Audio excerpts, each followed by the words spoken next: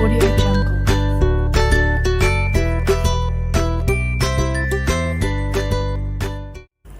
नमस्ते दोस्तों, इस चैनल पे आपका स्वागत है। इस वीडियो में हम आज थॉट्स के बारे में बात करने वाले हैं, विचारों के बारे में बात करने वाले हैं।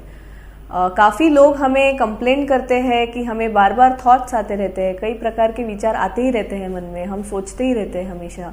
ऐसे बहुत लोग बोलते हैं और उसके ऊपर उपाय क्या हो सकता है ये भी पूछते हैं। तो मेरा नाम डॉक्टर राधिका केड़कर है। मैं एक साइकेट्रिस्ट हूँ, साइकोथेरेपिस्ट हूँ, अकोला में प्रैक्टिस करती हूँ। इस वीडियो में हम इसी प्रॉब्लम के बारे में डिस्कस करने वाले हैं। तो इंग्लिश में इस टेंडेंसी को रूमिनेशन कहा जाता है, रूमिनेशन ऑफ थॉट्स। यानी कि इसका लिटरल मीनिंग जो है वो यानी कि जो गाय होती है वो खाना खाने के बाद जब ये आराम करती है तभी वापस सब खाना रिगर्गिजेट करती है और वो फिर से च्यू करती है और फिर से खा लेती है। उसे हम बोलते हैं रूमिनेशन। इसी तरह जो ह्यूमंस होते हैं, कभी कभी ह्यूमन टेंडेंसी होती है वही विचारों को सोचने की, वही विचार आते हैं, उसी के ऊपर ध्यान जाता है, उन्हीं विचारों के ऊपर ध्यान जाता है, तो उसे हम बोलते हैं रूमिनेशन ऑफ थॉट्स। ये कोई बीमारी नहीं है पर से, पर अगर स्ट्रेस हो या फिर डिप्रेशन हो, एंजाइटी हो, तो ये जो टेंडेंसी है वो बढ़ जाती है। बहुत सारे विचार अपने आप आते हैं और आते ही रहते हैं। ये विचार कई प्रकार के हो सकते हैं depending upon mood off the person. अगर थोड़ा डिप्रेस्ड मूड है या फिर डिप्रेशन है उस पर्सन को, तो डिप्रेसिव थॉट्स यानी कि खुद के बारे में डिप्रेसिव थॉट्स, यानी कि मुझे डिप्रेशन क्यों है या फिर मैं ऐसा ही क्यों हूँ, मुझे ये क्या हो रहा है, मुझे ऐसा क्यों होता है और ये मुझे ही क्यों हो रहा है, ऐसे थॉट्स आ सकते हैं। कभी कभी फ्यूचर के बारे में थॉट्स आते रहते हैं कि आगे क्या होगा, आगे अच्छा होगा या नहीं, ये जो प्रॉब्लम मुझे है इसका फ्यूचर क्या होगा, ये आगे चल के ठीक हो पाएगा या नहीं हो पाएगा। या फिर नेगेटिव थॉट्स आते हैं कि मैं कभी ठीक ही नहीं हो पाऊंगा, और एक्सट्रीम जो सिचुएशंस होते हैं वो इमेजिन करने लग जाते हैं। और जो प्रकार है वो है कि खुद के बारे में नेगेटिव थॉट्स, यानी कि सेल्फ रिप्रोचिंग थॉट्स हम उसे कहते हैं। यानी कि मैं सब गलत ही करता हूँ, मैंने जो किया वो गलत किया, मैंने ऐसे नहीं करना चाहिए था या फिर मैंने ऐसे नहीं कहना चाहिए था। ये जो मैंने कुछ टाइम पहले मेरे दोस्त से बात की, मैंने ऐसे नहीं करनी चाहिए थी, मैंने कुछ अच्छा बोलना चाहिए था या फिर मैंने इस प्रकार करना चाहिए था। ऐसे थॉट्स आते रहते हैं। गलती हुई है ऐसे थॉट्स आते हैं। मैंने जो भी किया वो गलत किया, ऐसे थॉट्स आते रहते हैं। पास्ट के बारे में थॉट्स आते हैं कि मैंने पास्ट में ऐसा क्यों किया, या फिर लोगों ने मेरे साथ ऐसा क्यों किया, या फिर लोगों ने मुझे ऐसा क्यों कहा, ये थॉट्स आते रहते हैं। कभी कभी जो थॉट्स होते हैं वो ब्लेमिंग की तरह होते हैं, कि लोगों को ब्लेम करने के जैसे होते हैं कि जो लोग हैं वो उन्होंने ऐसे नहीं करना चाहिए, जो वो कर रहे हैं वो गलत कर रहे हैं, मेरे साथ गलत कर रहे हैं, मुझे तंग कर रहे हैं, या फिर जो उनका बर्ताव है उन्होंने चेंज करना चाहिए, या फिर उन्होंने ट्रीटमेंट लेनी चाहिए। लोगों के लिए ब्लेम की भावना रखना या फिर लोगों को कोसना, ये टेंडेंसी हो जाती है कभी कभी। और कभी कभी कोई प्रॉब्लम्स के बारे में थॉट्स आते रहते हैं, या फिर फॉर एग्जांपल किसी को अगर लोन है, कुछ फाइनेंशियल प्रॉब्लम्स है, तो उसी के बारे में थॉट्स आते हैं कि अभी मैं ये कैसे आगे मैं कैसे कर पाऊंगा, या फिर ये मैं लोन कैसे भर पाऊंगा, या फिर मैं भर पाऊंगा या नहीं। या फिर किसी लोगों के बारे में कभी कभी जो प्रॉब्लमेटिक है, जिनके साथ झगड़े होते हैं, उनके बारे में थॉट्स आते रहते हैं कि अभी ये अगर मुझे ऑफिस में जाने के बाद अगर ये आदमी मिला तो मैं कैसे रिएक्ट करूंगा, फिर मैं उसे ये कहूँगा, फिर वो मुझे ये कहेगा, फिर मैं उसे ऐसे जवाब दूंगा। तो ये थॉट्स आते रहते हैं, कई प्रकार के हैं डिपेंडिंग अपॉन आवर मूड। तो इनकी खासियत ये है कि बिल्कुल भी ये हेल्पफुल नहीं होते, अनहेल्पफुल थॉट्स होते हैं और किसी भी गोल की तरफ नहीं ले जाते हमें। बहुत ही वेग होते हैं, बहुत ही टाइम बर्बाद हो जाता है, गोल ओरिएंटेड नहीं होते और बेसिकली कोई काम के नहीं होते। ये उनकी खासियत होती है। तो इनसे अगर हमें बाहर निकलना हो, काफ़ी लोग हमें कहते हैं कि हमें थॉट्स आते हैं तो हमें कुछ बताइए कि क्या क्या करना चाहिए हमें इन थॉट्स से बाहर निकलने के लिए। तो उसके लिए मैं आज आपको कुछ स्ट्रैटेजीज बताने वाली हूँ।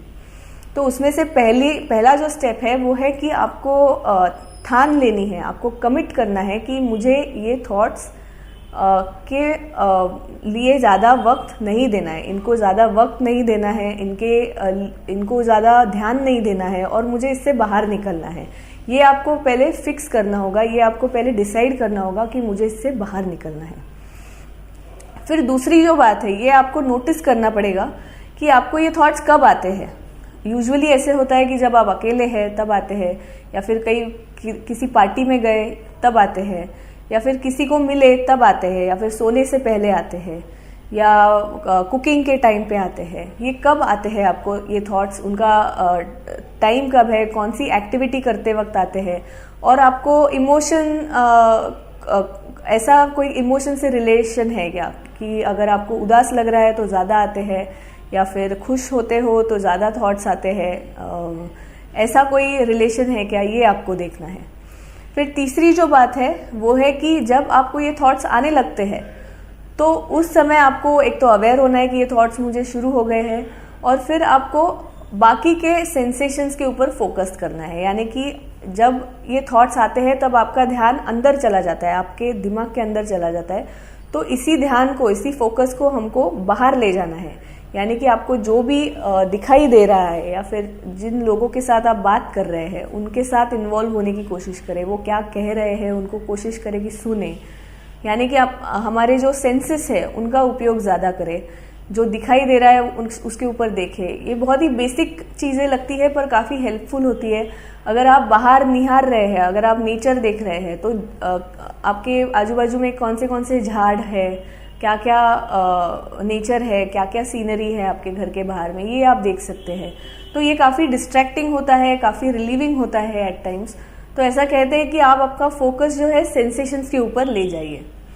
फिर चौथी जो बात है वो है रीफोकसिंग ऑन सम एक्टिविटी।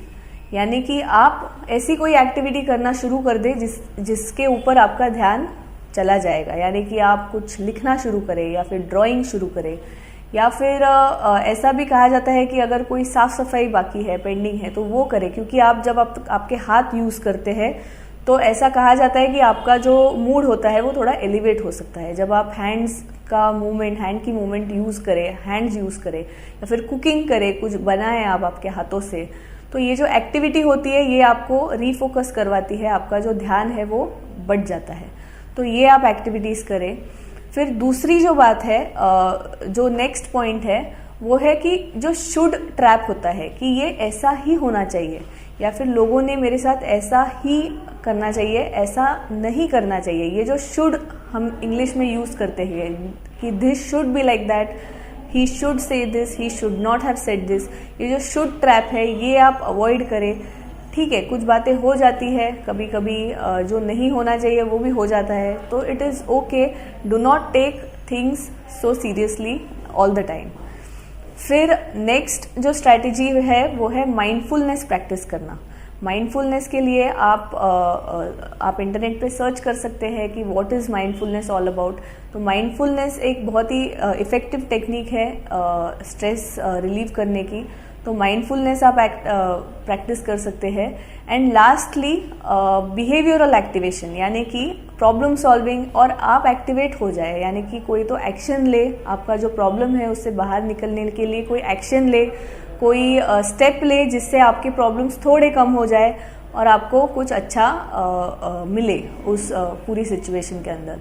तो ये सब स्ट्रैटेजीज है, आप यूज़ कर सकते हैं और अप्लाई कर सकते हैं in day to day life, क्योंकि हम रोज़ ज़िंदगी में कोई ना कोई स्ट्रेस फेस करते हैं, और अगर धीरे धीरे अगर ये स्ट्रेस बढ़ते गया तो फिर हमें कोई प्रॉब्लम्स हो सकती है। तो इसे आइडेंटिफाई करें और इन टाइम ही ये स्टेप्स फॉलो करें, स्ट्रैटेजीज फॉलो करें, और धीरे धीरे ये स्ट्रेस कम करें। ये वीडियो अगर आपको अच्छा लगा हो तो ज़रूर शेयर कीजिए और लाइक भी कीजिए। Thank you.